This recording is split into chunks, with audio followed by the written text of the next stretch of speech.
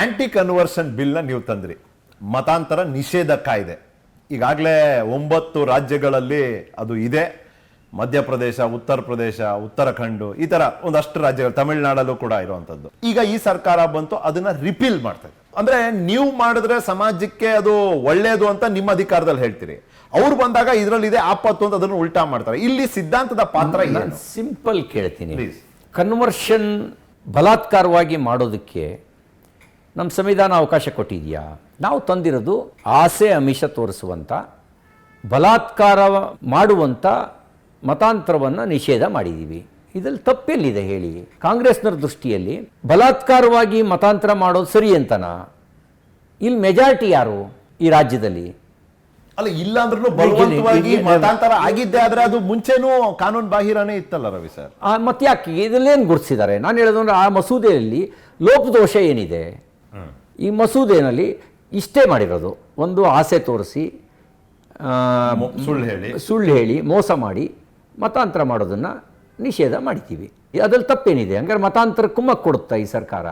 ಮತಾಂತರ ಮತಗಳಿಕೆಯ ಸಾಧನ ಆಗಬಾರ್ದು. ಗಾಂಧೀಜಿ ಏನು ಹೇಳಿದರು? ಮತಾಂತರ ದೇಶಾಂತರಕ್ಕೆ ಸಮ ಅಂತ ಹೇಳಿದರು. ನಾನು ಹೇಳಿದ ಮಾತಲ್ಲ, ಮಹಾತ್ಮ ಗಾಂಧೀಜಿ ಹೇಳಿದ ಮಾತು. ಮತಾಂತರ ಈಕ್ವಲ್ ಟು ದೇಶಾಂತರ ಅಂತ ಹೇಳಿದರು. ನಾನು ಹೇಳಿದ ಮಾತಲ್ಲ. ಅಂದರೆ ಈ ಸರ್ಕಾರ ಮತಾಂತರ ಕುಮ್ಮಕ್ಕೆ ಕೊಡುತ್ತಾ? ಅಲ್ಲ ಸರ್, ನೀವು ಇಷ್ಟು ಹೇಳಿದ್ದು ನಿಮ್ಮ ಸರ್ಕಾರದ ಉದ್ದೇಶ ಏನಾಗಿತ್ತು?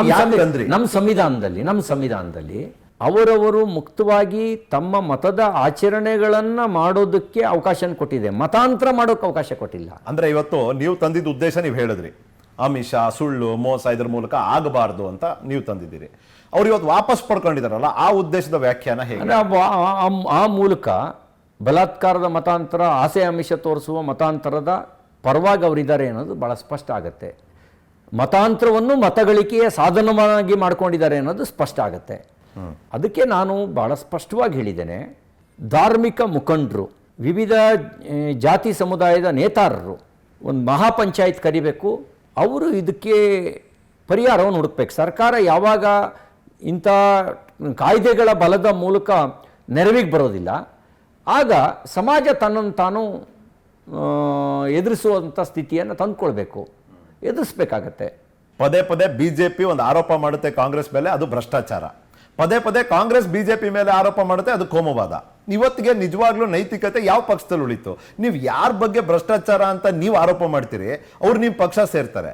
ಅವ್ರು ಯಾರ ಬಗ್ಗೆ ಕೋಮುವಾದ ಅನ್ನೋ ಆರೋಪ ಮಾಡ್ತಾರೆ, ಅವ್ರ ಜೊತೆ ಹೋಗೋರು ಮೈತ್ರಿ ಮಾಡ್ಕೋತಾರೆ. ಜನರ ಪರವಾಗಿ ಪ್ರಶ್ನೆ, ರವಿ ಸರ್ ಉತ್ತರ ಕೊಡ್ಬೇಕು. ಈಗ ಒಂದು, ಅವ್ರು ಕೋಮುವಾದ ಅಂತ ರಾಜಕೀಯಕ್ಕೋಸ್ಕರ ಬಳಕೆ ಮಾಡಿದ್ದು. ನಮ್ಮದು ರಾಷ್ಟ್ರವಾದ, ನಮ್ಮದು ನೇಷನ್ ಫಸ್ಟು, ದೇಶದ ಹಿತದ ಜೊತೆಗೆ ರಾಜಿ ಆಗದೆ ಇರತಕ್ಕಂಥ ರಾಜಕಾರಣ ನಮ್ಮದು.